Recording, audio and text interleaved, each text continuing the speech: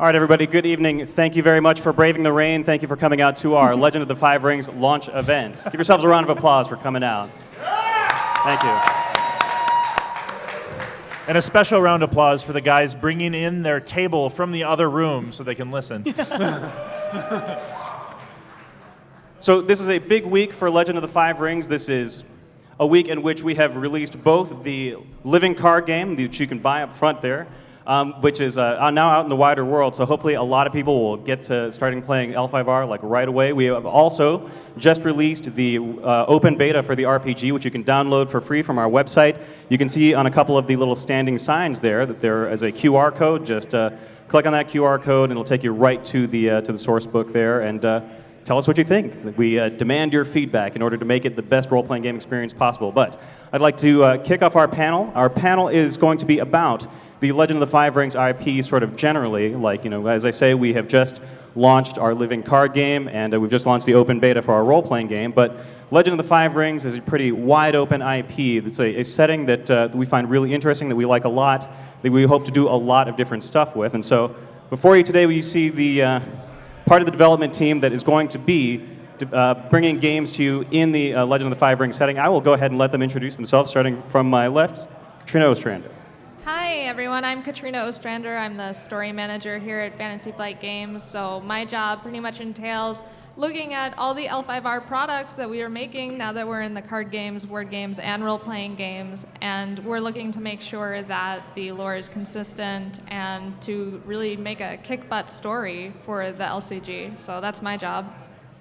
I'm Brad Andrews. I'm a game designer for FFG. I help design Legend of the Five Rings LCG. I also work on some other projects here and there, but looks like I'll be working on L5R going forward. Hi, I'm Molly Glover. I am the co-designer of Battle for Rokugan, the board game that's coming out in Rokugan, in little other L5R IP. I'm a board and card game developer, producer, and this one-time designer, so I kind of do a lot of things over in the board and card department. All right, thank you very much, guys. I'm going to go ahead and start with the burning question that must be on everybody's mind already. What is your favorite clan and why? Katrina. I'm going to have to go with Scorpion Clan because I wore Scorpion Clan colors. Also, hashtag Scorpion Clan for life. Well, from my green coat and green shirt, I'm going to have to go with the Dragon Clan. They have some wonderful families that I find are amazing for storytelling and make some pretty nifty cards as well. I am all Phoenix. I eschew combat and confrontation, but love political strategy and mysticism. All right, those are great answers, you guys. I just wanted to get that out of the way because I know everybody was going to ask, and so I figured I would get to that right away. So, but let's go ahead and start to talk about the Legend of the Five Rings IP in general, you guys. So, what is it to you, in terms of the way you work with the IP? What is the most interesting thing about the Legend of the Five Rings IP? What appeals in it to you? Well, I guess I can start. For me, I've always had a interest in East Asian cultures and that particular historical era of Japan. So we're talking everything from the Heian era through the Edo, the Tokugawa shogunate. And so in 2010, when I happened across the role-playing game, I was like, well, this is the game that I've always been interested in. And so being able to have that cultural and that language kind of experience and being able to tell stories in that setting, and in particular, stories that are very different from typical, I think, Western stories that are more about what you're going to sacrifice for society, how you're going to preserve harmony, and like at what cost that's going to come to you. And so a lot of kind of samurai stories end in tragedy, and that kind of appeals to me too, because I think it's an interesting storytelling mode, and it's different than a lot of what we see in Hollywood today. For me, I think the most appealing thing about the L5R IP is the tension between what is right and what is honorable. I think it is a catalyst for storytelling that really you can't find outside of the particular type of lore we're dealing with. Just the idea that a samurai can be like, well, I probably shouldn't kill these peasants because they haven't done anything wrong, but my lord told me to, and because they disrespected him somehow, and now I'm put in this spot, do I do what I should do and kill them, or do I not and do what I think is right? Then you should commit seppuku. Write a quick Sorry. poem, and but it's so compelling, and seeing that type of conflict that we don't typically deal with in our everyday lives, it makes you question a lot about your own identity and how you would respond to these situations. I actually didn't know about L5R until we announced we acquired the license when I started reading about it a lot, which I was just super into it right away. I'm a big fan of pantheistic cultures. I think that especially when it's things like the kami, the minor kami especially, like little household, spirits and deities that kind of help you along with all sorts of things, has been something I've been interested in since I was a kid. So reading about that, and then once I learned about the Shadowlands and Fulang and all that, I think I spent an entire day falling down a wiki hole just reading all about Fulang and the Shadowlands and all of the different. So you say you're a Oni. phoenix, and now you're talking about is this Molly Glover admitting to Maho? No comment. Did they have the fifth? Yeah, how many Maho spells are in Battle for Rokugan now? I tried to get a few in there, but somebody was saying that we shouldn't do that because they weren't honorable. All right, great answers, you guys. So we came up a little bit in your responses, but I did want to kind of probe in a little bit more. So now, the Rokugan setting is inspired by kind of East Asian setting within a certain historical period. Now, the sort of fantasy that we're more familiar with in the sort of Lord of the Rings, Game of Thrones line is obviously based on a sort of Northern European kind of medieval realm, right?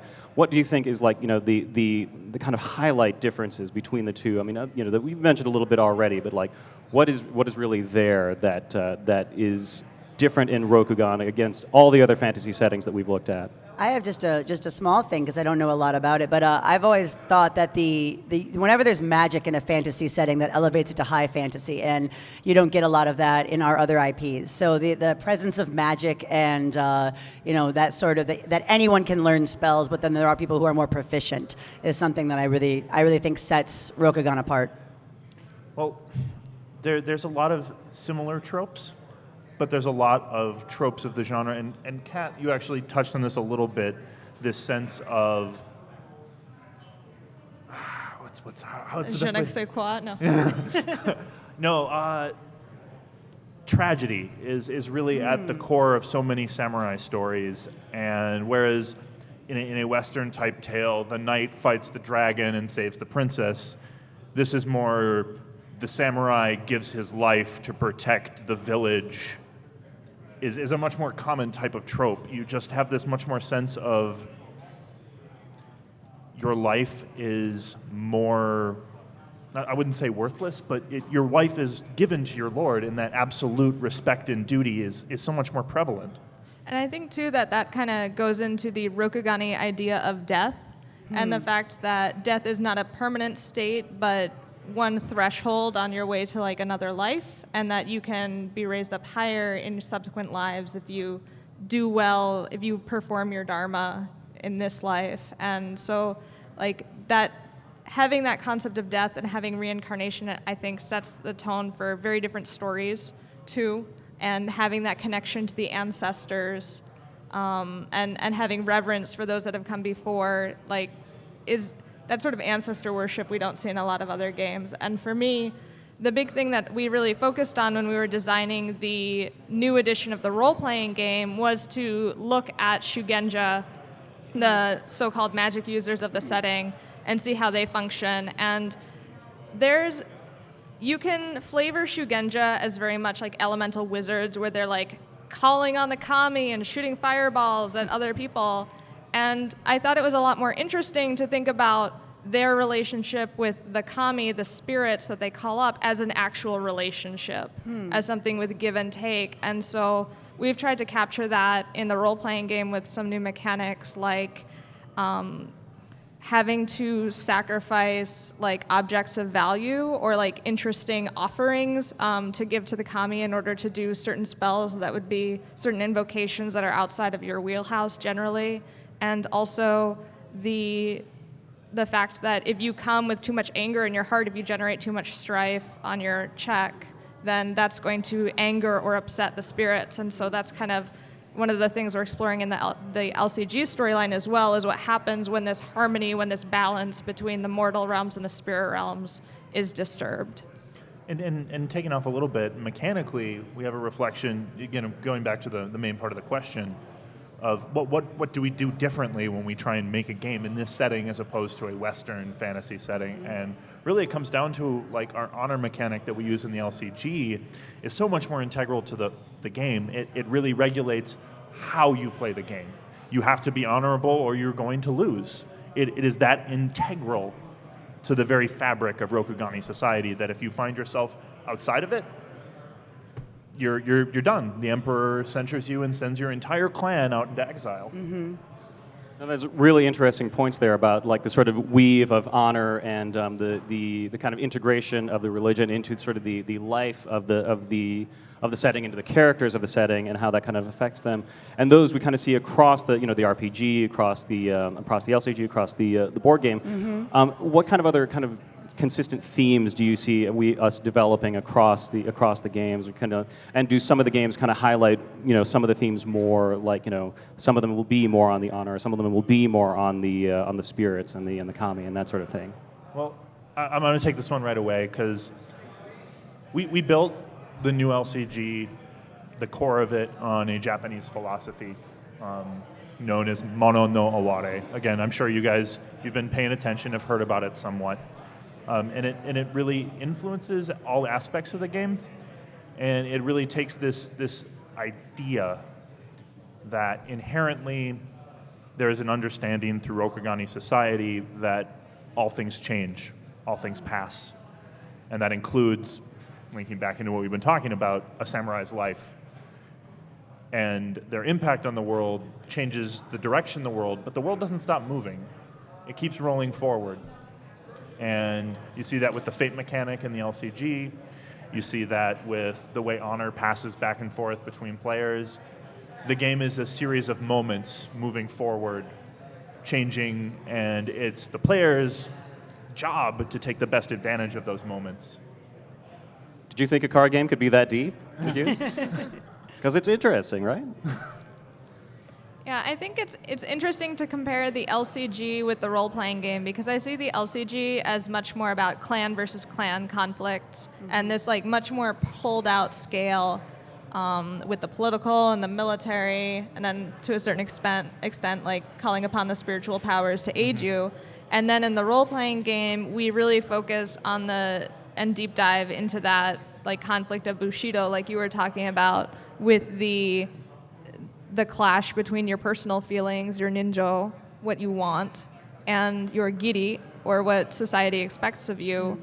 And so zooming into that and making that at the heart of the mechanics, like that showcases a totally different realm of the setting than we can get into in the card game, because we're just not at that scale. We can kind of catch glimpses of it. And I think the story that goes along with the card game does a fantastic job of trying to sell those moments, of really showing and zooming in. And I think the RPG is going to be a great complement to that. I look forward to people actually being inspired by games of L5R they have to create role-playing games, to like, how did this actually play out? Like, Yeah, I would say that, I mean, for Battle for Rokugan, if the RPG is really deep and the LCG is more pulled back, Battle for Rokugan is even more pulled back in the sense that you're not really, the individual battles are a more abstracted conflict, and so you are your clan's daimyo, and you are trying to control area, and so it is even more pulled back from that, which really it's nice because we're giving players 3 levels of experience with Rokugan, as well as 3 levels of depth and engagement in the world and in the minutia of the story, which that's great because not everybody wants to experience an IP in the same way. No, that is really true, and it's also very interesting too, the tension between the self and the society. That is really compelling. Then, you all get to contribute to the IP, right? As we're making these games, what are your influences? What have you dipped into in order to influence the things that you are adding to the game? I would say I'll start just because mine was a little bit smaller, but I talked extensively with Kat because she was, we're developing our version of how we were going to be viewing the world of Rokugan, but also I read a lot of the L5R, the wiki, and tried to find things that I just thought were so cool and draw from this, rich cultural history that has been built up over 30 years to really try to inspire, just be like, how can some of the mechanics I know I have, how can I make them more flavorful and add them to this world, so that knowing that I'm just going to be, layering on top of what, Kat and Brad are doing, so. For me, inspiration-wise, the reading through the old RPG books was my first, dive into what this IP was, but I also took time to educate myself about a lot of things that inspired AEG originally, diving into some Akira Kurosawa films. Oh, I watched some of those too, yeah. Aren't they fabulous? I love Kurosawa. Well, I want to take a quick pause here. For those of you that didn't know, we acquired the Legend of the Five Ring license from AEG Games 2 years ago. But we've been kind of given carte blanche to kind of just work it the way we work it. But anyway, continue, Brad. But also reading into Japanese philosophy and trying to get an understanding of where the inspiration for this, long-standing world came from, and try and get into their head and understand where they came to this. Yeah, for me, it's been a long kind of soaking of East Asian media in general, starting from when I was very young with the anime that was imported into the U.S. And so there's definitely some hints, I think, of that sort of more fantastical and more exaggerated, storytelling and that kind of fantasy going on too. But for me, in college, I really got to kind of take a look at some of the more primary source materials from Japan, the Tale of Genji and the Tale of the Heike, which are really massive to try to chew through. But if you look at them, you'll get inspired for so many L5R stories. It's insane. And there's some pretty good translations out there too that are getting more and more accessible all the time.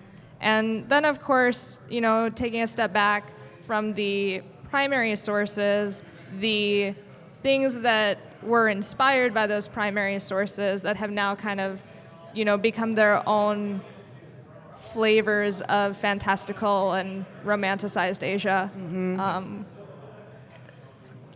It was kind of a combination of all of those. Yeah, romanticized is a really great word for it because the stories feel so big and beautiful and sad and amazing that it's this all-encompassing thing. I also feel like I need to give a shout out to Toonami for bringing so much anime right to my television for me to just constantly consume from high school all the way up until now. Great answers, guys. So I want to talk a little bit about, we've talked a little bit about the setting. I would love to talk about, more specifically, the clans. So as you can see behind us, we have the 7 main clans of the game here. The great clans, you might even say. Yeah, those are the great clans. As opposed to the minor clans. Yeah, they're pretty great. They're fantastic. I like to think of them as the amazing clans. One up to. Now, I asked you right off the bat kind of what your favorite clans are and why, but now, can you talk a little bit about sort of what each of the clans represent? What are they what are the forces and the tensions that they are introducing into the games? All right, I feel like this could be a really long-winded answer if I'm not careful. So we've got, I think if you start and you see why we kind of went this way, the two most classical conflicts in the L5R setting are the military and the political. We've got our military from the warring states era of Japan. That's the clear inspiration for that. We've got the court politics of the earlier Japanese period where we have Lady Murasaki and the Tale of Genji and those kinds of things. And so we have the Lion Clan really represents that military side of things, and the Crane Clan is the flip side, is the political side, is the courts. From there you have diving into a little bit more of the fantastical about what makes L5R more so inspired by myths rather than reality. We have the Crab Clan, who are up against the demonic forces of the Shadowlands, which I think gets us a lot more close to like Western style evil rather than like Asian style evil. And then we also have the Phoenix, who are very much in tune with the like Shinto-inspired kami and the gods and the spirits of place that we have. And then the dragon are kind of taking that inspiration of like the Buddhist, style of thought that inspired Japanese media and culture and life for so long, with the more monastic side. And then Scorpion, my favorite clan. There are a lot more of, they're not quite, I guess they're anti-heroes. Yeah, so they're kind of what I see as the dark mirror of the crane. They're willing to get their hands dirty. They're not as much about honor. They're just as proficient in the courts, but they're going to go about it in a totally different way. And then we have I believe this is the last one that I'm going to touch on. The unicorn is kind of like it's not a dark mirror of the lion, but it's definitely lion taken to different extremes. And with their focuses on cavalry, and instead of tradition, they're all about, what can we absorb? What cultural exchanges can we have with people beyond Rokugan and bring that back with us to Rokugan? And then we're going to hold on to those and cherish them as much as the Lion Clan cherishes their ancestors and their own traditions. So to a certain extent, the clans kind of play off of each other in that way. And so I think they kind of offer something for everyone. No, that is a really interesting thing. I think that there is a clan that I think that in many ways would appeal to everybody here. I think everybody is kind of thinking now, if they haven't already, well, what is my favorite clan? What's the clan that represents me? So given those forces and those tensions present in the clans, how do you kind of incorporate that mechanically into the games? Yeah, it's really interesting. One thing we looked at pretty early on is there is 7 tenets of Bushido, if I recall. Yep. And each clan tends to gravitate toward 1 or 2 as their focus, and they tend to kind of ignore 1 to 2. Scorpion ignore most of them. And that really sets us up into a position where we can mechanically start to etch out what these clans are about. Let's take Crab, for example. Crab focus on duty. It is very important to them. Correct? Yeah. Making sure. And courage. Courage and duty are their 2 major focuses of Bushido, and we see that in both their tireless defense of the wall and the way they're willing to sacrifice themselves time and time again. That courage, that duty, that sense. And then translated in the LCG, we see Crab as a very defensive clan. They focus on bolstering their provinces and waiting to make big attacks when the opportunity arises. And we see their self-sacrifice mechanic in literally having many cards that I'm willing to sacrifice my troops for an eventual victory. I don't think everyone wants me to go through each and every clan, but no, but that's a pretty representative example. Yeah. I think that's a good example of kind of what we're trying to do as far as kind of defining who the clans are, what they're about, and then how that kind of works its way into the games. But that sort of thinking is embedded in each and every clan, and I think it's really translated well into each and every clan in the game feeling different. Yeah, we definitely, I can't talk much about Battle for Rokugan because we haven't really announced a whole lot about it, but I can tell you that I definitely took a lot from the clans to make sure that each clan felt that both any card associated with them, the tokens and other things associated with the clan represented that driving force, the concept and the philosophy that clan, if you were going to describe them in a word, how they're really boiled down. So I think players are going to be really excited to see how we put a lot of thought into it, and we've worked together as a story team on pretty much every aspect, from the titles of the cards down to what they mechanically do. I'm excited. Yeah. Katrina, do you want to say anything about the aspect of the clan in the role-playing game, how that plays out mechanically? Yeah, so the clans and the families are I believe the first and second questions that you answer as part of the game of 20 questions, which is how you build a character mechanically in the L5 RPG. And they determine some pretty much like really core things about your character. They give you some of your base stat bonuses. So we have our statistics are like earth, air, fire, water, void, the 5 elements, the 5 rings that the game is named after. And we've assigned each clan and each family like an elemental association that matches their personality.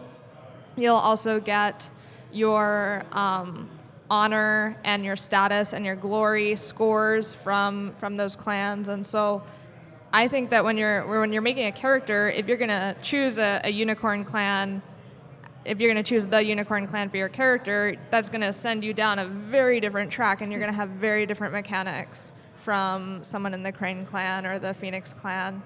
And I think each of them have very secret school techniques too that's unique to them. So they're very differentiated from one another, I feel.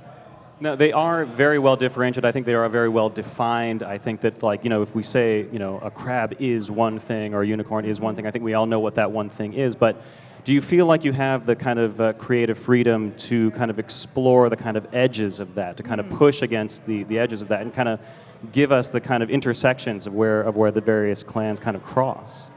Yeah, I think that's actually where you get the deepest story fodder, because if you just build to type, you're basically building a stereotype or a caricature, and that's one of the things that's super interesting about the clans is that they are individual people at their heart, and each of them is going to have their own personal desires, their own opinions, even if they can't express them. And so especially for the fiction side of the living card game, characters that like transgress the norms in their own clan are some of the most interesting characters for us to explore, and especially when the things that the clan expects of that character goes against their core nature or what they want. And I'm really excited to explore that in some of the future stories that are going to be coming out with the Imperial Cycle. Yeah. Well, I mean, the big aspect of it is unless there's tension or contradictions, and Rokugan is a society built on contradictions, you don't have good storytelling, you don't have compelling moments. So you're definitely going to be seeing characters that break out of those norms, that put their foot down and say something isn't right.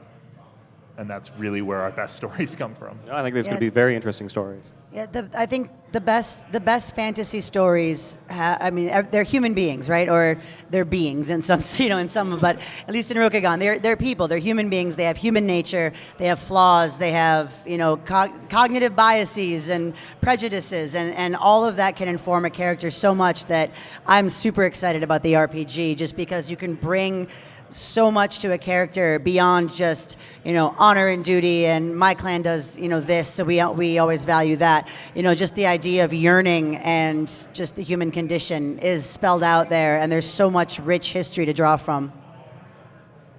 All right, thanks very much, guys. Now, I did want to take a moment to talk a little bit about the LCG, because I don't know, for those of you who did not already know, we had an early release of the living card game at Gen Con. We had our Kikumatsuri event, which was the largest tournament we have ever run for Fantasy Flight games. It was amazing. It was heart-stopping. Shout out to OP for handling that. Yeah, boy, those guys really put in the hours for that. I think that's where they're ducking down beneath the register there. But I did want to talk about, so now the outcomes of big events like the Kikumatsuri, like the World Championships, like that. It will have an effect on the storyline of the living card game. Could you talk about that? In what ways are the LCG storylines going to be affected by these big tournaments? Well, I mean, we already saw the release of, what was it, 2 fictions based off of the results of the Kikumatsuri.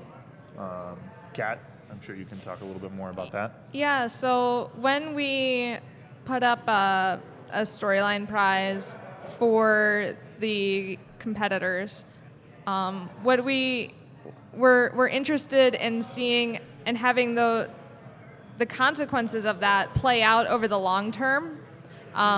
It might be a surprise to some people, but the fictions do not get written overnight. I know some people thought that I wrote the Kikumatsuri like postlude fiction the night of, and that's not true. I'm sorry. So I will say that it is going to take more time for the actual choices to be reflected in the fictions, just because of our production timeline and the fact that these cards get finished up months before they're released. And so you guys are going to see with the insert fictions too, those were finished before the Kikumatsuri story choice was made. So it's not going to be in the Imperial cycle that the effects are going to be felt as pronounced. We're going to like try to flavor as much as we can where we can in some of the web fictions. But the biggest ramifications of what's going to happen now that Ayuchi Shahai is in the Imperial capital are going to be felt in future products after the Imperial cycle. And in addition to the story choices, we're also seeing the selection of Keeper and Seeker cards as tournament winners being an integral part of the game. As you have, if you've been paying attention to the website, you've already seen that we've premiered some of the Keeper and Seeker cards from the Imperial cycle, and there's going to be many more in that cycle. And so not only are players affecting the story, but they're also going to be affecting the metagame, which I'm extremely excited to see how that turns out. I was surprised and not surprised by some of the choices that were made at Gen Con, and I can't wait to see how it pans out. I'm so excited. I've also been poking Brad to try to get some of the cards to be a little bit reflavored based off of the storyline choices. and I've been more than happy to do so. Yeah, it'll be fun. No, I think it is fascinating in the sense that like the Legend of the Five Rings storyline is, I think, more interactive, more related to our players than I think any of our other games. Well, it's such a part of the IP's identity as far as a card game, and we relished the opportunity to bring the fans in because this is much their game as it is ours. It's such a strong community right from the start, just a built-in player base and people who have loved this game for so long that I think I've really enjoyed reading all of the OP decisions and how we're, like kind of honoring that in a way by making the player choices matter so much. Well, the community is so integral to this game, and just, a quick shout out to you guys, because you guys have been absolutely incredible. Thank you guys so much. Yes, thank you. Can't express in words. It's amazing how much your guys' support has meant to me. No, big round of applause for you guys. You guys are great. Thank you. So now, the effects that we see in the living card game, do those radiate out from the living card game into our other Legend of the Five Rings products? Will we see those kind of ripple effects? That remains to be seen, I think. Remains to be seen. Yeah, our the story timeline for the role-playing game coincides with the promotional fictions that came out with the LCG. So Doji Satsume, the Emerald Champion, is recently dead. Agasha Sumiko is the acting Emerald Champion, and that's where we're kicking off the role-playing game, is in that time period. If you guys haven't read the short stories that have been going up, really do yourself a favor because they are so fun. They're a really fun. It's a really fun lunch break activity for me. They're phenomenal. Yeah. Some wonderful authors. Really great some writing. From the old game. I've been blown away each and every time. Yeah. You guys owe it to yourselves to go and read them. Now, Molly, I want to talk a little bit about the board game, about Battle for Rokugan. So now this one hasn't come out yet, so now we haven't announced that much. So we can't say too much about it, but I would love to ask you a little bit about kind of the core philosophy of Legend of the Five Rings and how that kind of expresses itself on the board, on the level that it does, like at the kind of highest level of interaction between the clans. Yeah. So really, the object of Battle for Rokugan is to gain the most honor, which is measured as I guess you could say VP, but there are certain ways you can get honor, multiple ways across the board, mostly by gaining control of territories and provinces. But also there are some we rolled the philosophy in where there are certain things you do that aren't honorable, and therefore they may gain you an advantage during the game, but when all is said and done, they won't earn you any final honor. You won't get any points for them. So it's really the cunning and the strategy of doing that and making those choices as to, is it important for me to control the Shadowlands right now, knowing that that's not going to suit me in the end.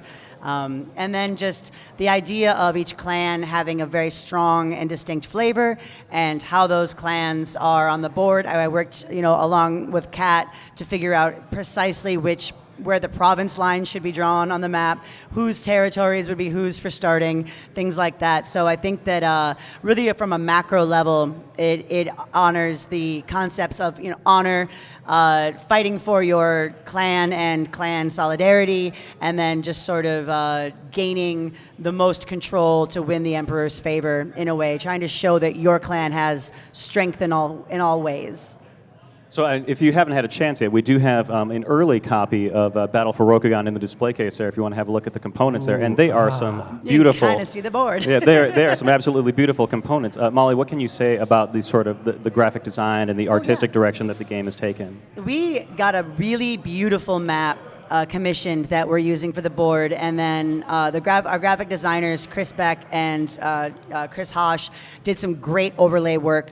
And we took the color palette from the LCG and drew those colors directly. So the same swatches were used. We used the clan Mons so that there was really this feeling of cohesion across the line, and so that when you're playing any of the games that are set in Rokugan, you have the same sense of just beauty and elegance. I really love the cover. It's one of our, more white and stark kinds of, covers that I think stands out, sets the game apart from other games on the shelf. You're not seeing a black box with grimdark, clashing whatever's on there. This is a game that is an artistic, painterly style that really emphasizes Rokugani culture as well as military, because those two things are so important that we wanted to make the board and the graphics beautiful, because the game itself doesn't have a lot to do with the culture and the beauty of Rokugan, so we had to inject it into the board. Yeah, the board is really fantastic, and I think that once the game is finally released, I encourage you to take a look at the minute details and the waterfalls and the way that the mountains are done in this painterly traditional sumie style that's evocative of Chinese and Japanese ink painting. Yeah. Honestly, I expect people to take the board from Battle from Rokugan and use it as their map in their role-playing games. Well, that's the other reason to make games in the same IP, is to kind of use the components across all of them. Absolutely, absolutely. So on the subject of which then, so we do share quite a bit of art in between our games there. Do you have a sort of favorite art piece in the game? Oh, and that's a hard one to say, isn't it? I know We've got mine seven right of the best one right behind us, right? But, Yeah. So, the clan champions are definitely my favorite pieces in the game, and it's the attention to detail that's been paid on them, and especially if you guys take a chance and take a quick peek at them behind you, you can see that the champions, their posing mirrors their clan mon in structure and the way the piece is composed. And just the amount of detail that's been put into that is just incredible. I'm every time I see them, I'm just stunned at how wonderfully they were done. Yeah, I feel like I have several favorite pieces, and one of them is Shiba Tsukune, the Phoenix Clan champion. She just seems so powerful and determined in that picture that I feel really inspired every time I look at her. And one of my other favorite pieces, which was fun and super fun for me to write the art description for, was Shameful Display, because I was like, oh man, I'm gonna sneak some of my romance novels into L5R right now. But it's also something that happens in that world. It's forbidden and it's taboo to show that kind of emotion, but I think the artist really nailed it. They hit it out of the park in terms of the shocked expressions of the onlookers and just the passion and emotion in that moment. I love that piece. Well, I'm not sure which card it's from, but there's a piece of a young. She looks like a young woman, and she has her head slightly bowed, and she has I believe it's a sword, and it's all kind of grayish and blues. Borderlands Defender Yes. is the card you're thinking of. Oh my God, I love that. That was actually piece. one of the earliest pieces we commissioned. I know. I saw it early days, and it was just. And we used it as one of the pieces to set the tone for the Crab Clan. One thing that we did to try and make the art for this game so much more evocative than I think any other of our games have ever done, is we added a new field to our art descriptions. Specifically, we added an emotion field. And this isn't just the emotion that like, oh, he has an angry expression on his face. Like a mood. It's the mood of the piece is literally like, this piece is angry. So it's not only that he has an angry expression on his face, but the sky is turned blood red behind him and the grass has picked up that same tone, and you just feel the anger radiating out of the piece. Like No, the that's- angles are aggressive and That's really No, I think knowing that there's a sort of emotional component to the art pieces, I think you can now look at the pieces behind us and kind of see, the emotion that we're kind of trying to convey in them. I think that's really, really interesting. Katrina, did you have that? I think everything's been said. Yeah. Okay, so I did want to talk a little bit about the role-playing game. So as I said, we just launched the open beta for the Legend of the Five Rings role-playing game. So this is free to download from our website. I encourage everybody, if you want to participate in the Legend of the Five Rings open beta, please do. One of those is mine, right? If you play test with us. Yeah. There's a QR code on the little table stands there. Just click right on that and take you right to it. Otherwise, you can find it directly from our website. And as I say, we do welcome your input. We do want to hear from you as to how it plays out. But for starters, Katrina, I do want to talk about how did we get to this point in the game? What is the design process like before we release it to beta? Well, it started with me gathering up the other RPG developers and forcing them to play L5R 4th edition with me on our lunch breaks. And I ran them through the first edition Topaz Championship scenario from like the original book. And then I also started to run them through City of Lies, where they learned to hate the scorpion. And so what we started to do was we looked at it as designers, and we asked ourselves, what do we like about 4th edition? What do we think in 4th edition has the opportunity to be improved upon, and why? And so we looked at our reaction to the previous game, and we also looked at the source material for Legend of the Five Rings and what sorts of stories people were going to want to tell in that setting, and we combined the answers to those two questions, to those two investigations that we were having, and that kind of got us to hit on this idea of fresh and familiar. So it's something that people who are returning to the mechanics from previous editions will recognize in the terminology. We have schools, we have advantages, disadvantages, skills, the rings are there, kata, kiho, those kinds of things are all familiar. But we've learned so much from the paradigm-changing narrative dice that we've used, starting with Warhammer Fantasy Roleplay 3rd Edition, continuing with Star Wars in a more refined form, and finally our narrative dice system-driven Genesis line.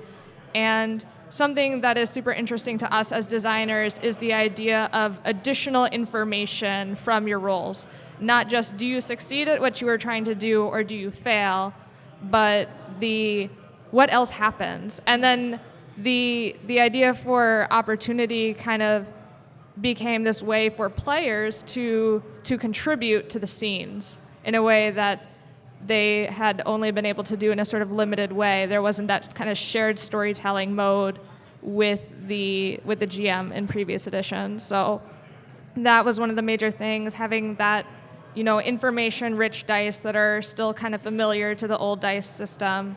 And then also introducing the idea of strife, which is the emotions that get churned up, which is so central to one of the concepts of Bushido, the idea of maintaining your face, the stoicism and the facade. So we wanted to bake that into the mechanics, really the core mechanics of the system. So in that sense, the narrative dice system, of which we have a couple of prototypes right here, but the narrative dice system then kind of informs the sort of new core mechanic of the game, but the sort of general sense of the game, hopefully we think will be familiar to players of the Legend of the Five Rings role-playing game. Now, if you had not ever played a role-playing game before, say this is your first role-playing game ever, what do you think is the appeal of Legend of the Five Rings? What is going to draw you into this one? For you people out there that are trying to make that decision about whether to download this big file, it's not that big, 7.5 megabytes. Yeah, I would say that if you really enjoy deep novels in which there's a lot of character development and relationships and that kind of character growth, then I think that you're going to find that Legend of the Five Rings enables you to tell those stories within a specifically East Asian milieu. And so that was why I was kind of drawn to the game to begin with. Not only does it have the setting that's so similar to the media that I was already enjoying, but it reminded me of so many of the books that I grew up reading, where there were characters whose relationships to each other and the way that those characters had flaws and had to grow was more important than which big bad guy do they have to face, which magic sword do they have to go gather in order to defeat the enemies. And I think that kind of interpersonal drama is at the core of the L5R role-playing game. Well, that's really interesting. Now, so you've developed it to about this far, to the beta stage, right?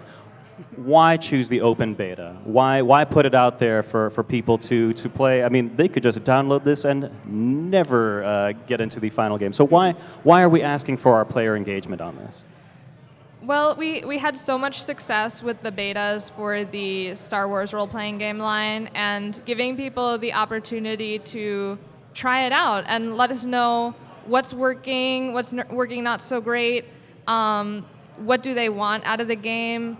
I think that getting players to have a voice and to be able to contribute to some of the design decisions is important to, how many people are going to be playing the game at the end of the day. So we wanted to make sure that it was the best game that we could do, and we wanted to know, how it was working.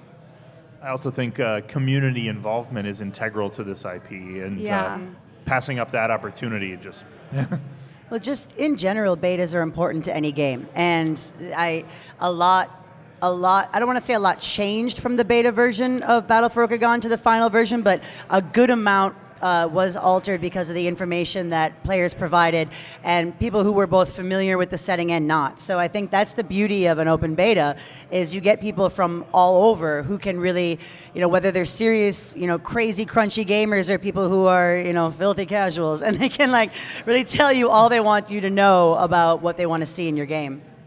And also too with the beta opportunity in terms of playtesting, there are so many mechanical components, like moving parts to a role-playing game, that if you only have the design team trying it, or if you only have a couple dozen groups trying it, you're not going to hit all the different ways in which it can break, because you're not going to have enough iterations of it to break down. And also too, it's so important to have a diversity of play groups coming at it, and so see, here's the people who are really into the game element of a role-playing game. They really want to build a powerful character and have these deep strategic combats, compared to a group that's kind of improvisational and whatever goes. And, oh, that sounds cool, let's do that.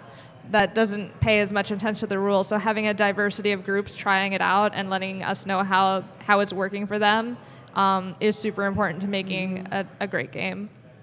So as they say, you guys can help us out the most by downloading the Legend of the Five Rings beta rules, giving it a try, giving us your feedback, and making it the best possible game we can. So that was it for the kind of prepared questions now, but now I get to reveal the reason why I have a wireless microphone, and that is to come out into the crowd and to ask you guys if you have any questions. If you go ahead and raise your hand, if you have one right here. All right. I was wondering how you guys are going to implement external forces from this world.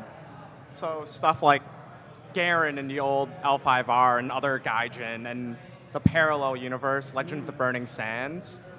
I was wondering if there's going to be an eventual FFG riff on this. So external forces, like what? I couldn't hear the example. I heard burning. Gaijin, Burning Sands, Yodatai, those sort of things. So what's interesting is that we did not buy the Legend of the Burning Sands license. So some of that material is actually off limits to us, but a lot of it is still part of Legend of the Five Rings and has been part of its IP from its inception. So here in the role-playing game department, we're going to have a lot more freedom to explore those other cultures because it's super interesting to us, and especially like through the unicorn, that's kind of like a frame of reference for us to explore the Burning Sands and the peoples there, and also some of the other like tribes of people that live in Rokugan that don't subscribe to the like Celestial Order and things like that. That's much more something that we're going to be able to flesh out in the role-playing game more, because we get to deal more with the whole world, whereas, Brad's got his 7 clans and neutral cards. Like, it's going to be much more focused on the internal part of Rokugan. And I'd say that, like, for such an isolationist culture as Rokugan, there's such a potential for storytelling of what happens when an isolationist culture is faced with an external force. I can't imagine us not tapping into that at some point. I'll get a question over here. Okay, so the intersection of Buddhism and Shintoism is obviously intertwined heavily through Japanese feudal history. Are you guys operating kind of from the premise, because you're talking Heian era through Tokugawa era, which I'm assuming you're not getting into the 1850s incidents with a warship bit. How do you see kind of those two influences? Are they more kind of in the period where there was a lot of intermingling between the religious systems, or are you trying for the post-shogunate order where you're going to have a distinct separation, which persists to Japanese society to this day? There are Buddhist temples and there are Shinto shrines, and they are distinct things, so much so that I get butthurt and correct people about this. So what's happening in Rokugan on that? Thank you for your question. Yeah, so according to the lore, the Emperor Hante Genji, who is the second emperor, married the Shinseist beliefs, which is the 5 rings paradigm and a lot of your like Buddhist-inspired material. He said that could exist in parallel with the original Fortunist or like kind of Shinto-inspired mystical paradigm. And so, but you do still have, and this is something that I've been kind of working on with our development team, a shrine is for the fortunes, it's for the kami, it's for like that more naturalistic, animistic side. And then we have the temples and the Brotherhood of Shinsei. That's more of a path to enlightenment as opposed to worshiping and appeasing spirits. And so to preserve social harmony, they were allowed to coexist, and they're supposedly combined into one like state religion, so to speak. But in practice, you'll have monks who are either Brotherhood of Shinsei, like the Shinseist monks who are like exclusively sort of Buddhist inspired, or you'll have monks who are in sort of a monastic order that is all about the mysteries of Daikoku, the fortune of wealth, or all about the mysteries of a specific kame. So like that split and the political ramifications is there, but it's more so like taken for granted, and there hasn't been as much upheaval to this point, though in the card game we're starting to see the Perfect Land sect as like a splinter sect of Shinseism that's causing trouble up in the Dragon Mountains. So All right. Next question. I'll go ahead and hand it to you, and you just go ahead and eat the mic. So, both flavor and mechanics-wise, a good reboot's like jazz. It's the notes you don't play. So what is, in both flavor and mechanics, gone, never coming back, yay? In terms of what's never coming back, I'd say are you probably. trying to bait us into naming certain clans, because that's the sense that I'm getting? Is this gotcha journalism? Is that what's happening here? The things we removed from the LCG, for example, things like after a province breaks, not getting a card there anymore, were removed to improve the flow and pacing of the game and to prevent situations that would arise that would create basically no-win situations a couple turns into the game. We wanted a much more consistent flow and it to be more about how you played. So it's things like that we very decidedly said, no, this is not good for the game in the long term, that you probably won't be seeing again. Flavor-wise, that's Kat's department. She is she is the arbiter of what is and what isn't. Yeah, I would say that, like, especially so early in a IP's development and from our reboot, I would say that nothing has been permanently permabanned from the setting, and there are a lot of really interesting factions and characters and stories that developed over the course of the CCG, and we're interested in seeing how that relates to the stories that we want to tell, and then we'll reintroduce some of those concepts as it fits our story and where we want to go with the setting. And really, you know, what comes back and what happens is so much up to the players. Oh, yeah. Because there are going to be these story choices and these opportunities for players to affect what's happening. So some things are gone, yes, but you guys now have the opportunity to build a new future for Rokugan, and I encourage everyone to get out there, participate in organized play, and make those choices. Show us what could happen. What is our Rokugan going to be? That's your job. All right, thank you. Next question. I've got kind of a two-parter for Brad and Katrina. Okay. I'll start with you. So one of the problems I've always had with the role-playing game is all my players want to play different clans, and how do you kind of like, either in the new game or as a GM, kind of bridge that gap and find like a way to make a story make sense when the factions the players are playing want nothing to do with each other? Yeah, so when you're playing in a role-playing group that has multiple clans, I think that you want to, first of all, talk with your group and ask, like, if this is going to be a game where they're going to be keeping secrets from each other or not, like out of character, because that'll kind of set the tone for how competitive it feels. And you know, if the Scorpion is pursuing their secret agenda at the expense of the other player characters, and you know, the other players don't know about that, they're gonna feel kind of like upset when the Scorpion like springs them with an ambush, and that kind of feels a little like not so much fun. But if that's like part of the expectation and the players are all plotting against each other all the time and that's part of the fun, then great. But in terms of coming up with the conceit for why like all these different clans have banded together and are dealing with things right now, it can be as easy as you, and your daimyo are like, they have relationships with each other, like favors that have been traded back and forth.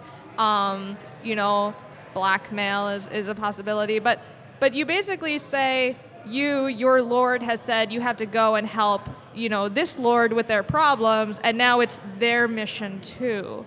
The other easy, and I think kind of the default mode of play for a lot of the time, is to go one step above and have them be working on behalf of the Imperial Court. And so becoming Emerald Magistrates or becoming assistants to Emerald Magistrates, you're going to have, again, we're all unified in hunting down like evil sorcery, we're all unified in making sure that these big conspiracies aren't going to unfold. But then also there is still that wrinkle of, you know, our clans sometimes want different things, and I think, you know, so it's important to talk to your group and figure out how they feel about competing interests, and then let them, you know, pick clans that way. And you can also have it too where it's like you can get two players to play something from the same clan, and then like the other two players pick things from other clans, but you have reasons, like maybe one is like a hostage, or maybe one is like the brother-in-law or something of one of the other player characters, and so you can get them like closer on that personal level too. Thank you. And then kind of to switch gears more into the mechanics of the living card game, I was just wondering a bit about kind of the design process of the influence mechanic, and how, you know, splashing another clan into your main clan, how that kind of came about. So we wanted to make it so obviously players could play with some cards from other clans. And it really, the influence mechanic comes down to the philosophy of the 2 decks. And so you have your Dynasty deck, which is, think of it as your honorable deck. It's your face-up deck. You put them in you put those cards into your provinces, and your opponent knows and can see what you're doing there. And your conflict deck is more of your dishonorable deck. It is where you're drawing secrets, you're keeping from your opponent, and where your tricks and traps and skullduggery lies. And so we know that generally clans, especially in the more macro view that the LCG takes, don't work together as frequently as they work with themselves. So when you go out and you send a courier from the Dragon to the Phoenix, and they're like, hey, so we need some help getting this issue through, and like, it's not so much that we want you to be directly like right there with us, but like supporting us silently from behind is much more what we'd like. And it's much more the sense of when they work together, it's more of, I'm not going to say dishonorable, but it's more outside what they normally do and what their opponent is expecting them to do. And so from that, we took the philosophy of surprises are in the conflict deck, and that's where our influence mechanic is flexed. And you can see that in game, there are cards that require more influence than others, and it's a reflection of how much of my time, energy, and effort do I need to put forth to convince this other clan to come help me on this issue. All right, thank you for your question. Next question. Okay, so you have carte blanche with the IP, and I was really wondering what drew you to the original vanilla L5R timeline, and then as a related question, how likely is it that we'll see some of the old fan favorite characters like Yakamo and the Crab, or like a Kachiko and the Scorpion, or also Aramoro, who's awesome? Well, at least one of the things you said is a thing. Obviously, we've seen Bayushi Kachiko. Yeah, she was in the first story. fiction. And you're definitely going to be seeing familiar faces. They still exist. They're still out there. We know that fans have time and energy invested in these characters, and we want to respect that. We want to show that we love these characters too. I mean, Kat comes to me once a week and tells me how much she loves Bayushi Kachiko, like at least once a week. But no, we love these characters too, and we want to put them in. We want to show you what they're doing and how their lives could be different in our new storyline, and again reflected on players' choices. How does what you guys decide that the Emperor is not going to censor talisman magic? Mei Shoto, yeah.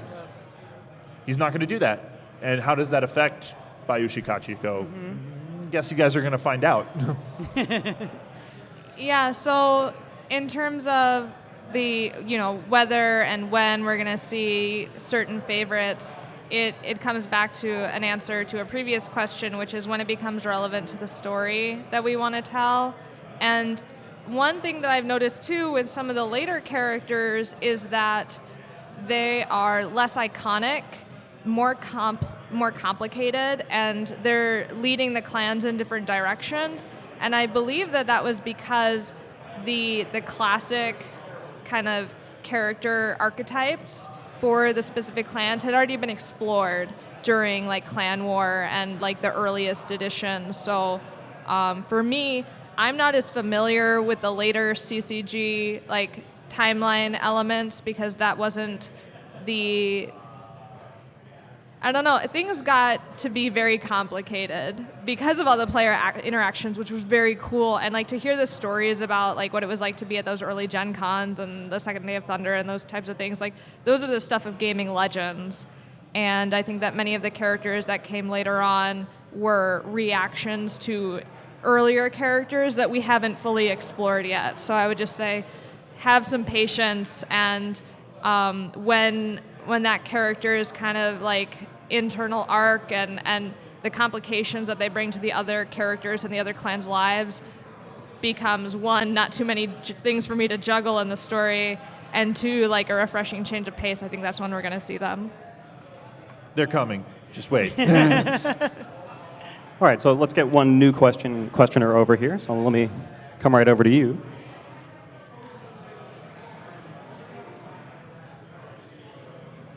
Thanks. This question is mostly for Brad.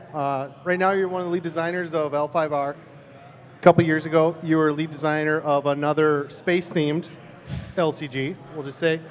What is one mechanic from that game that you really wanted to bring over to this one, but change?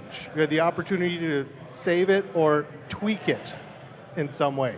I have the perfect mechanic. So I believe you were referring to Conquest. Whoa. And the deploy phase of Conquest has this sense of back and forth. You do a thing, I do a thing, that creates this tension, especially with the positional element of that game, of, okay, he's building forces there, I'm going to go here. Now, with L5R, we have a different take on that in the Dynasty phase with, okay, I can see what cards my opponent has in their province. I know what cards I have. What order are we going to play them? And that's heavily inspired by Conquest. Now, the twist on it that I really love is the fact that the first player to pass gains themselves a fate. I feel this puts a great tension. So now it's this puzzle of like, how is my opponent going to use their fate on their turn to play the characters they need to and juggle that value of that extra fate? And now this is made even more interesting by the fate mechanic being that like he could spend 6 fate on that one cost character if he thinks it's that integral to their game plan. You can have so many different options going into that phase. You don't know exactly how your opponent's going to play, and so you're just trying to wrestle with these decision points of how do I get what I need on the board and try and earn that fate. The first player to pass is the one who gets that. Really, like the idea of humility being a boon. That's really interesting. Well, it also has a great, pun of, oh, I beat you to the pass. All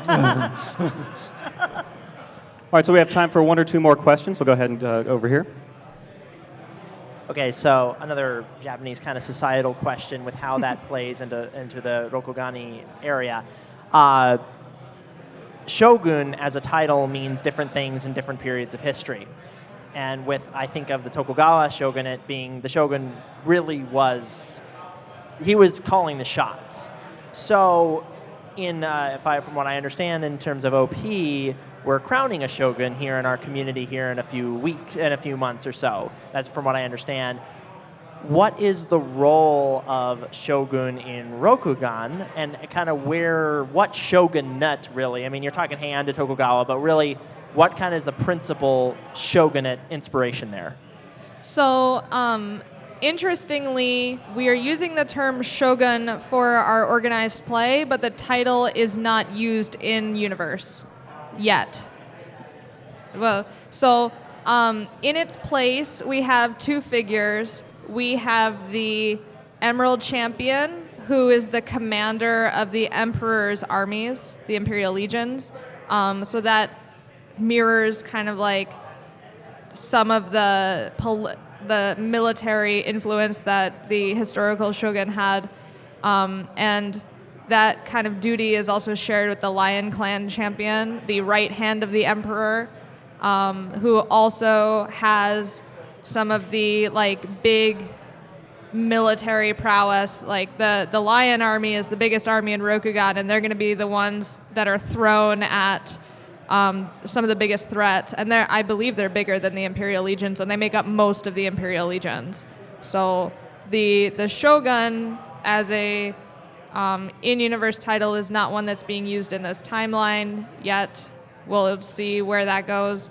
But I would say, yeah, for the OP, I think we chose it because it evokes that sort of like grand battle master and leader while still having the Emperor as our figurehead. All right, we have time for one more question. One more. All right. I was wondering what went into creating Doji Hotaru instead of just rebooting Doji Hattori? It was a long discussion. Yeah, so part of it was we already had been told the epic love story of Doji Hotori and Kachiko. So we wanted to tread new ground. That was part of the decision. The other decision was that when we were looking at the gender makeup of the clan champions, it was skewed really male because in the early version of the IP, they took a historically accurate approach to inheritance. And so in that IP, it was, in the AEG version in the early 90s, I believe that it was the eldest male inherits. And so that's why you had mostly male clan champions. As the IP progressed over time, the role of women became more and more egalitarian in terms of how they were portrayed. And so we took the advantage of a reboot to just hard code in that equality from the beginning. So now it's the eldest child inherits regardless of gender. And also we wanted to be more inclusive and representative of our player base and the designers and the realities of historical Japan as well, where homosexuality was a largish part of some of the underground subcultures, especially in the Edo period and things like that. So we wanted to bring that more to the front and say, it's the same conflict that any samurai has of personal feelings versus duty. And so in Rokugan, the homosexuality is not the problem, it's the love is the problem. So we wanted to both keep things fresh, we wanted to be more inclusive, and that was basically the reason that we did what we did. All right, thank you very much for your questions, all of you. I'd like to once again thank everyone for, again, braving the rain, for coming out, and you have a great night.